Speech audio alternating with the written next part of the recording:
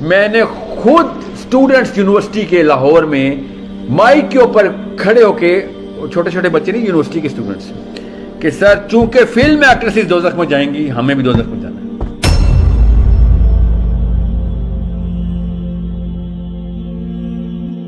مذاق تضحیک کرتے ہوئے.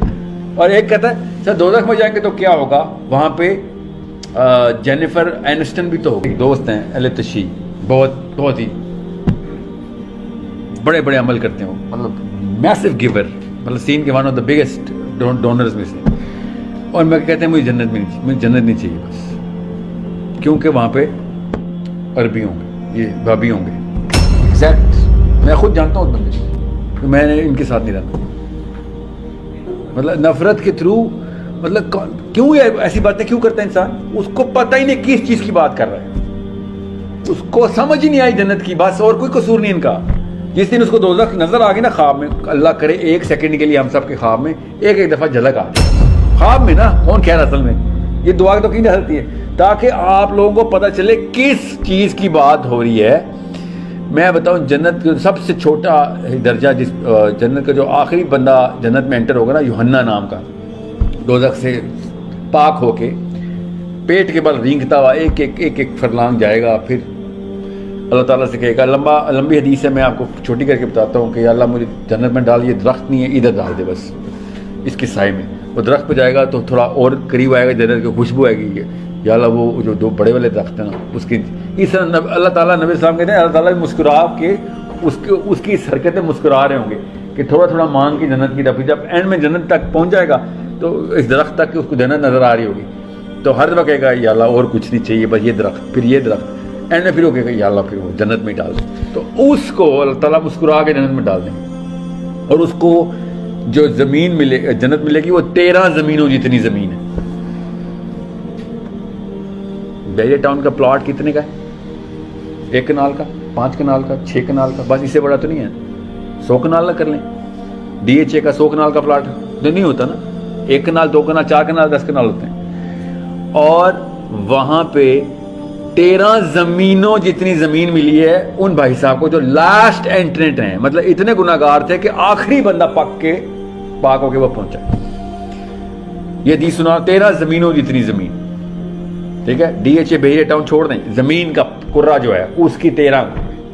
تو خود سوچیں کہ کیا حالات ہونے ہیں اس وقت، کہ کیا کس جگہ کی بات ہو رہی ہے، کس پلانٹ کے کانسٹلیشن کی بات ہو رہی ہے. اور یہ کہیں وہاں عربے ہوں گے میں اس لیے نہیں جاتا، وہاں شیعہ ہوں گے میں اس لیے نہیں جاتا. یہ مسلمان لڑکا جنت دوزخ کے بارے میں اس طریقے کے مذاق کر رہا ہے جیسے کہ اس کے ہے نا اس کی فائلیں ان کے گھر پڑی ہوئی ہیں. فائلیں ہوتی نا، جب سمجھائی نہیں کسی نے جنت، کسی نے سمجھائی نہیں دوزخ. بس یہ بات ہے، جب آخرت کا کانسیپٹ انسٹال نہیں کیا جائے گا نا بچے کے ذہن. اور بچے کا مطلب 8 سال کا بچہ نہیں ہے، خدا کا واسطہ ہے، امیاں اسپیشلی 6 سال کے بچوں کو دوزخ کی تفصیل بتانا بند کر دیں. وہ بچہ ڈپریشن کا پیشنٹ ہو گیا اور ڈرتا رہے گا، اور آپ کی ثواب کی بات وہ کبھی بھی نہیں پورا کرے گا. یہ 11ویں 12ویں سال میں اسٹیج میں شروع ہوتی ہے دوزخ کی تفصیل.